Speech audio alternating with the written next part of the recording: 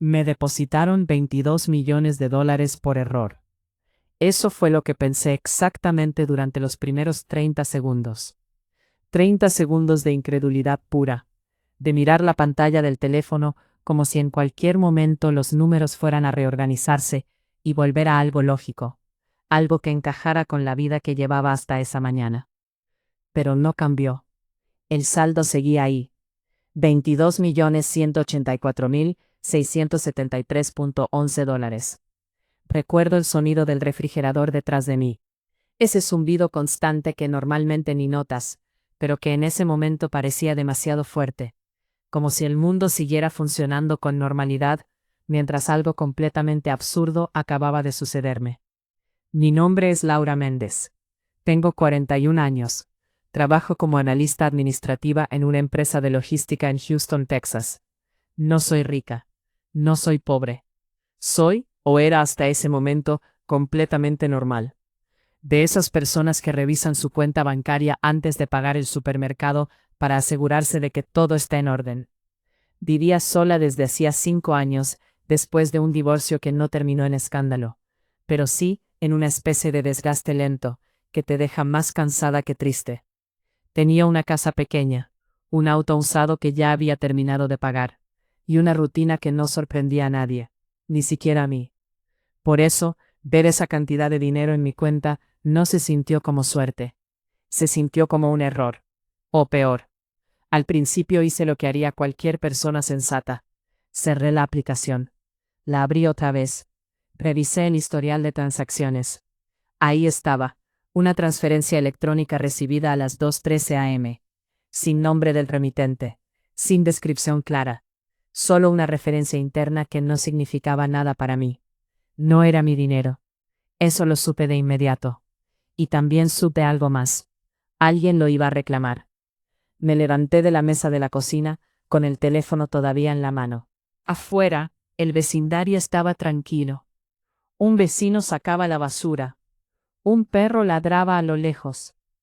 Todo parecía exactamente igual que el día anterior. Excepto que ahora, en mi cuenta bancaria, había más dinero del que vería en toda mi vida. A las 8:01 a.m., llamé al banco. Pasé por el menú automático, marqué las opciones correctas, esperé en línea, escuchando una música instrumental que nunca antes me había parecido tan larga. Cuando finalmente contestó un agente, le expliqué con calma que había recibido una transferencia que no me pertenecía. Le di mi nombre. Le di los últimos 4 dígitos de mi cuenta. Le dije el monto. Hubo silencio. No el silencio breve de alguien revisando datos. No el silencio técnico de un sistema lento. Fue un silencio distinto. Pesado. Como si del otro lado alguien hubiera dejado de respirar por un segundo. Señora Méndez, dijo finalmente. ¿Podría repetir su nombre completo? Lo hice. Otro silencio. Sentí algo frío recorrerme el pecho. No es un error, dijo. No levantó la voz. No dudó. No lo dijo como alguien que está adivinando.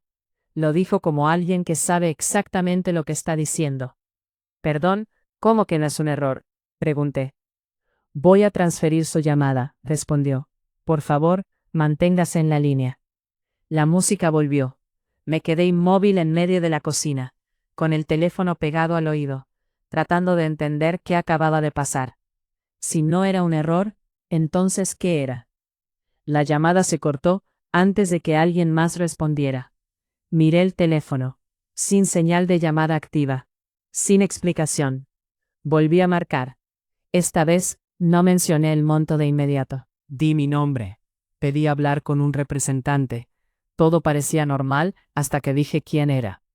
Otra vez. Ese silencio. Más corto, pero igual de extraño. Un momento, por favor. Y luego, transferencia. Esta vez, nadie contestó. Colgué, lentamente. Hay un tipo de sensación que no es exactamente miedo, pero tampoco es tranquilidad. Es como si algo en tu cabeza empezara a encajar piezas que todavía no puedes ver completas. Una intuición incómoda. Me senté otra vez. Volví a mirar el saldo. $22 millones. Si alguien me hubiera preguntado un día antes qué haría si de repente apareciera esa cantidad de dinero en mi cuenta, habría respondido algo sencillo. Lo devolvería. No es mío. Fin de la historia. Pero ahora había un detalle que no encajaba. El banco no estaba actuando como si fuera un error, y eso lo cambiaba todo. Encendí mi laptop. Ingresé desde el portal web del banco, no desde la app. Quería asegurarme de que no era un fallo visual. El número apareció otra vez, idéntico, sólido, innegable. Revisé cada línea del historial. La transferencia seguía sin origen claro, sin nombre, sin institución visible. Eso no es normal. Trabajé 3 años en el departamento administrativo de una financiera antes de cambiar de empleo. No soy experta, pero sé lo suficiente para reconocer cuando algo no tiene sentido. Transferencias de ese tamaño siempre dejan rastro. Siempre hay alguien detrás. Aquí no había nada.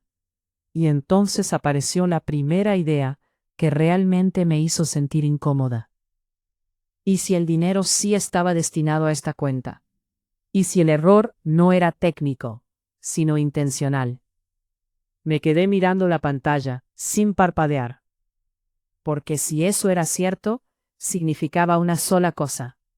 Alguien había elegido mi nombre, y yo no tenía idea de por qué. Mandé un correo diciendo que no me sentía bien, lo cual no era del todo mentira. Había algo en mi cuerpo que no estaba funcionando como siempre. Una especie de alerta constante que no me dejaba concentrarme en nada que no fuera ese número. 22 millones. Pasé la mañana haciendo algo que, en otras circunstancias, habría parecido exagerado.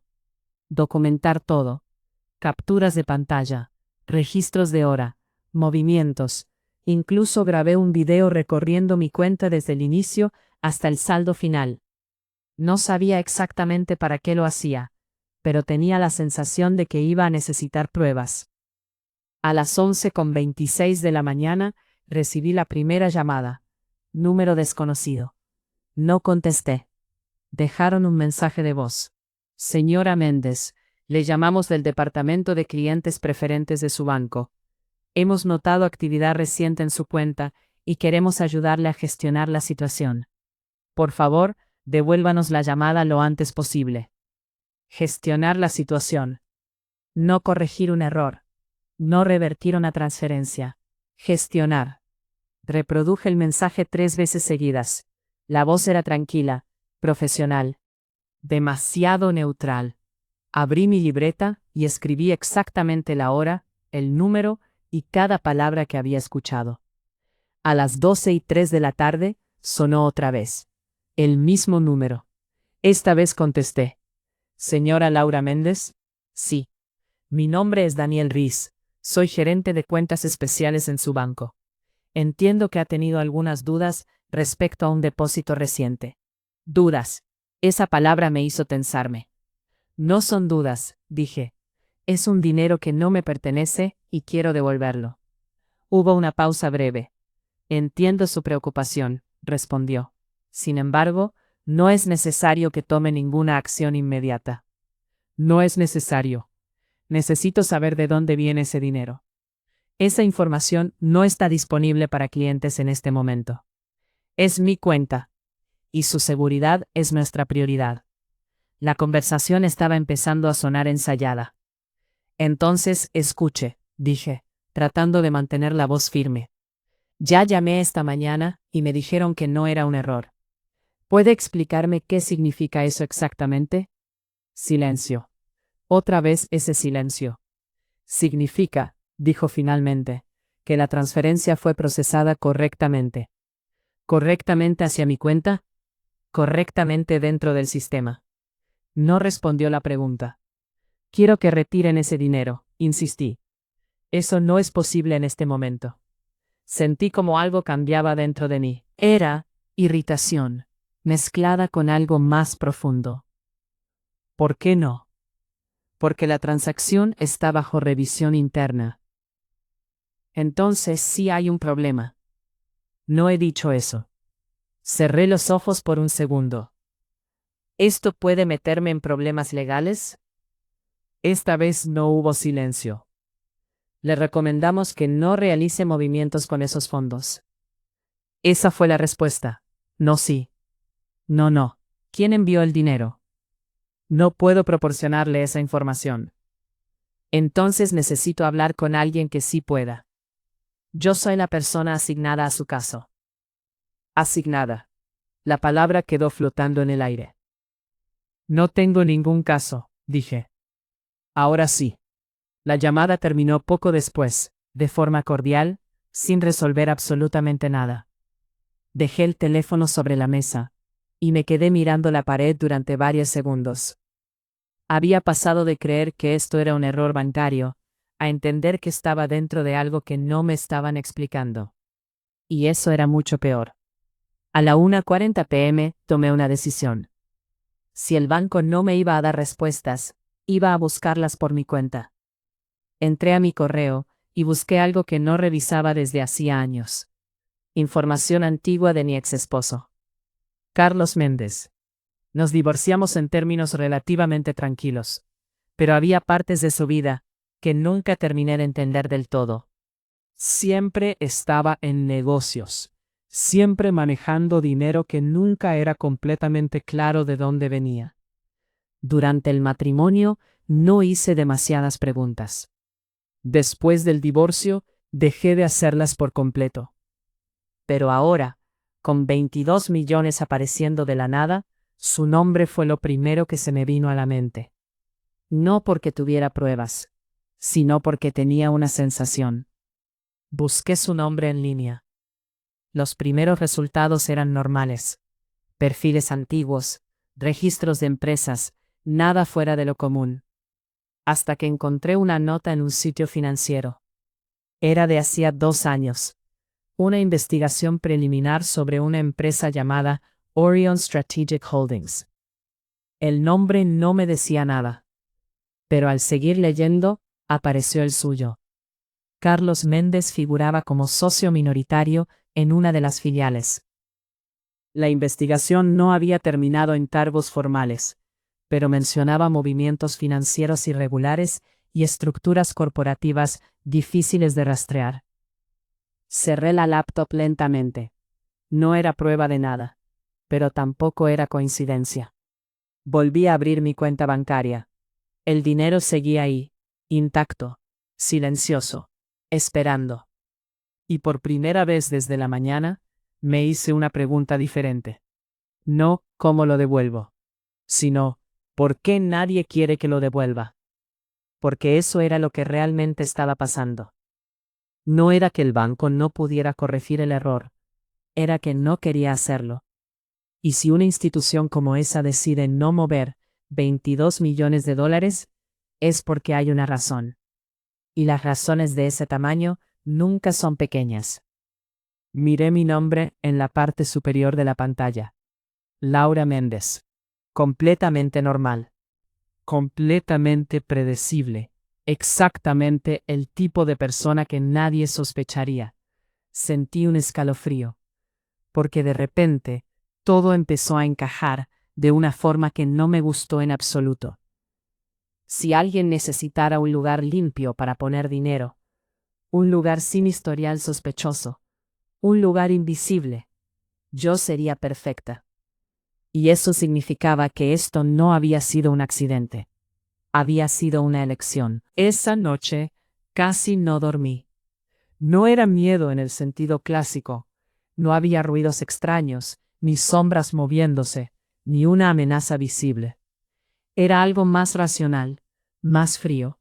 La certeza de que estaba involucrada en algo que ya había comenzado antes de que yo siquiera supiera que existía. A las 6:10 a.m., ya estaba despierta, sentada en la mesa de la cocina, con una taza de café intacta frente a mí y una lista escrita a mano. No improvisé. Si algo había aprendido en los años trabajando con procesos administrativos, era que, cuando no entiendes una situación, documentas, estructuras y avanzas paso a paso. Paso 1. Dejar constancia formal. Redacté una carta dirigida al banco explicando exactamente lo ocurrido. Fecha, hora, monto, número de cuenta, mi declaración clara de que esos fondos no me pertenecían, y mi solicitud explícita de reversión inmediata. La imprimí, la firmé. A las 7:05 am, ya estaba en la oficina de correos, enviándola por correo certificado con acuse de recibo. Quería algo muy simple: que existiera un registro imposible de ignorar de que yo había intentado devolver ese dinero desde el primer momento. Paso 2. Asesoría legal. A las 8:30 am, estaba sentada frente a una abogada. Se llamaba Patricia Salazar, especialista en delitos financieros. No era alguien que conociera personalmente, pero su nombre aparecía con frecuencia en artículos relacionados con fraude y lavado de dinero. Le conté todo. No interrumpió ni una sola vez. Tomó notas. Cuando terminé, levantó la vista y me hizo una sola pregunta. ¿Ha tocado ese dinero? No, eso es lo único que de momento la mantiene fuera de un problema grave. Sentí un nudo en el estómago. ¿Grave cómo? Federal. La palabra cayó con peso. Patricia giró su libreta hacia mí y dibujó una línea simple. Hay 2 escenarios, dijo. 1. Es un error legítimo y el banco está actuando con una incompetencia preocupante. 2. No es un error, y entonces usted es lo que en estos casos se llama un punto de paso. ¿Qué significa eso? Que alguien utilizó su cuenta como tránsito para dinero que no quiere que sea rastreado directamente. Silencio. ¿Sin mi consentimiento? Eso no siempre es un requisito. Respiré hondo. ¿Y qué pasa si es eso? Que si no actúa correctamente, cuando esto salga a la luz, usted será la primera persona a la que miren. Pero yo no hice nada. Eso tendrá que demostrarlo. Ahí estaba. La diferencia entre ser inocente y poder probarlo. Patricia tomó su teléfono. Vamos a hacer 2 cosas hoy mismo, dijo. Primero, voy a enviar una notificación legal al banco exigiendo información sobre el origen de la transferencia. Segundo, vamos a presentar un reporte ante las autoridades regulatorias. ¿Eso no va a empeorar todo? Esto ya está empeorado, respondió. Lo único que puede hacer ahora es posicionarse correctamente.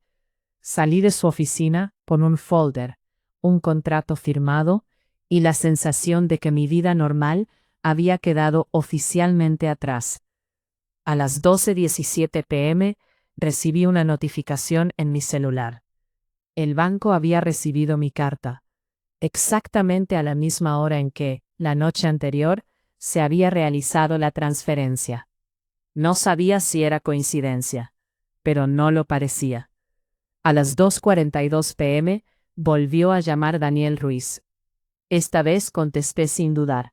Señora Méndez, dijo, con el mismo tono controlado. Hemos recibido su comunicación formal.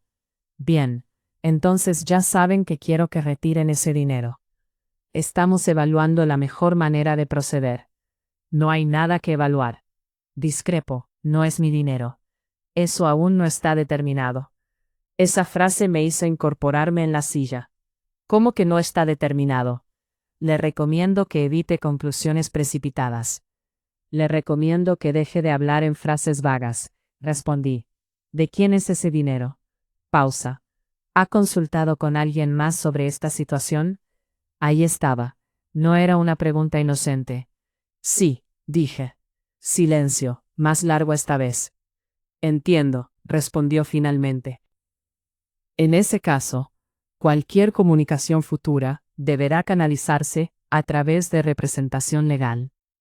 Perfecto. Nos pondremos en contacto, colgó. Me quedé mirando el teléfono.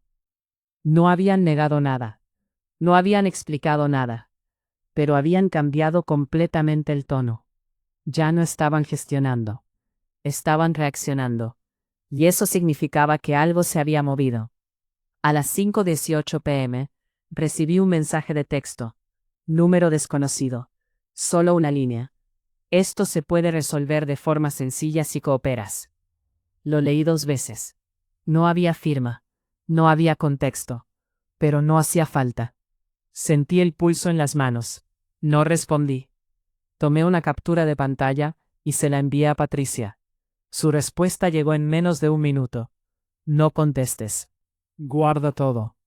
Esa noche, revisé algo que había evitado durante años. Mi correo antiguo, el que usaba cuando todavía estaba casada con Carlos. Busqué su nombre. Había conversaciones triviales, cuentas compartidas, cosas normales. Hasta que encontré un hilo específico. No lo recordaba. Era de meses antes del divorcio. Un intercambio breve, casi olvidable en su momento. Pero ahora no lo era.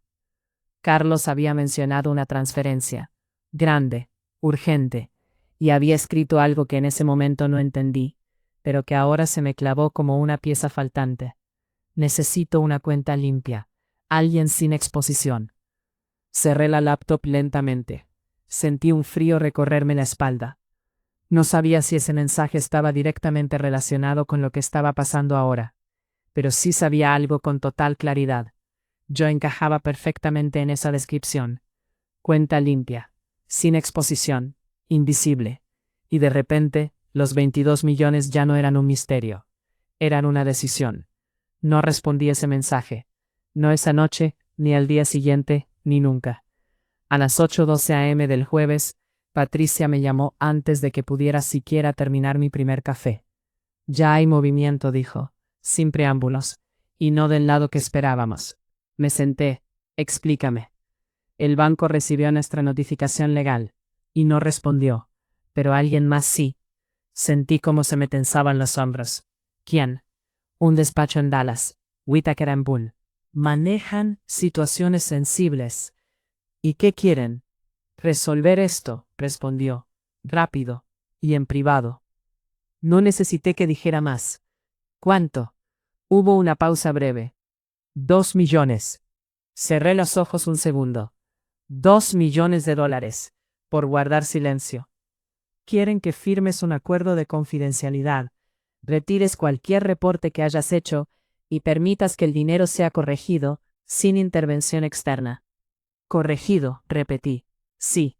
Y si acepto, te conviertes en parte del problema. Abrí los ojos. ¿Y si no? Entonces esto sigue su curso. Y te adelanto algo, Laura. Su voz bajó ligeramente. No estarían ofreciendo esa cantidad si no tuvieran algo serio que ocultar. Miré la mesa frente a mí, mi casa, mi vida, todo lo que 2 millones podían cambiar y todo lo que podían destruir. Preséntalo como evidencia, dije. No dudé. No porque fuera valiente, sino porque ya entendía el juego, y no era un juego que se ganara tomando atajos. El silencio después de esa decisión fue distinto. No hubo más mensajes. No hubo llamadas desconocidas, ni del banco, ni del número sin nombre, ni de nadie. Era como si todos hubieran retrocedido al mismo tiempo. Patricia lo explicó en una sola frase. Ahora saben que no eres útil. 3 días después, llegó la citación. No era una acusación, era una solicitud formal, una entrevista, federal. El edificio no tenía nada de especial. Gris, discreto. Podría haber pasado frente a él 100 veces sin notarlo. Pero por dentro, todo era distinto, controlado, preciso, irreversible. La agente que llevó mi caso se llamaba Elena Vargas. No levantaba la voz, no hacía preguntas innecesarias, y no perdía tiempo. Empiece desde el principio, dijo. Y eso hice. Le conté todo, sin adornos, sin omitir nada, cada llamada, cada silencio, cada palabra exacta, cada documento. Durante casi una hora, lo único que se escuchó en esa sala fue mi voz, y el sonido ocasional de páginas cambiando. Cuando terminé, Elena asintió una vez. Hizo lo correcto, dijo. No sonrió, no felicitó. Solo dejó el hecho donde pertenecía. En lo objetivo. ¿Qué pasa ahora? Pregunté. Ahora, verificamos. Y lo hicieron. En las semanas siguientes, el proceso avanzó sin ruido, sin drama, pero con una precisión que daba más miedo que cualquier amenaza. Las piezas empezaron a encajar. La transferencia sí había sido un error, un solo dígito equivocado en una cuenta destino, un error humano. Pero lo que vino después, eso fue completamente intencional. El dinero provenía de una estructura empresarial vinculada a operaciones irregulares. Y cuando detectaron el error, no lo corrigieron, lo dejaron. Porque mi cuenta era perfecta, real, limpia, sin historial, un escudo ideal. Carlos estaba involucrado, no como figura principal, pero lo suficiente. Y no estaba solo. El banco lo sabía. Al menos una persona dentro lo sabía. Y decidió no intervenir. Eso fue lo que terminó de cerrar todo. No el error, sino la decisión de dejarlo existir. 3 meses después, llegaron las acusaciones formales. Fraude, lavado de dinero, obstrucción. No fui acusada, fui testigo. Y esa diferencia lo cambió todo. El dinero desapareció de mi cuenta mediante una orden judicial, tan silenciosamente como había llegado. Mi saldo volvió a la normalidad. $3,842. Exactos. Pagué honorarios legales. Muchos. Valieron cada centavo. Cambié de banco. Cambié algunas rutinas. Pero no cambié de vida. Porque hay algo que sí cambió. La forma en la que me veo a mí misma. Durante años pensé que ser normal era ser irrelevante, invisible, fácil de pasar por alto. Ahora entiendo algo distinto. A veces, ser invisible es exactamente por lo que te eligen, pero también puede ser lo que te permite ver con claridad. No hice nada extraordinario. No fui más inteligente que nadie en esa historia. Solo hice algo simple, algo que en teoría cualquiera haría. Dije la verdad. La dije desde el principio, y no dejé de decirla cuando se volvió incómodo, o costoso, o peligroso, y resultó ser suficiente, porque al final todo lo que habían construido dependía de una sola suposición, que yo no iba a resistir. Se equivocaron. Esa tarde, semanas después de que todo terminara, me senté en la misma cocina donde había visto por primera vez ese número imposible. El mismo refrigerador, el mismo silencio, pero todo se sentía distinto, más claro, más mío. Miré mi teléfono, mi cuenta, normal, predecible, segura, y por primera vez entendí el verdadero peso de lo que había pasado. No eran los 22 millones, era la decisión, la mía. Así que te pregunto algo, ahora que sabes todo. Si vieras ese dinero en tu cuenta, si nadie quisiera recuperarlo, si te ofrecieran quedarte con una parte por guardar silencio, ¿seguirías diciendo que fue un error? ¿O empezarías a preguntarte cuánto vale mirar hacia otro lado?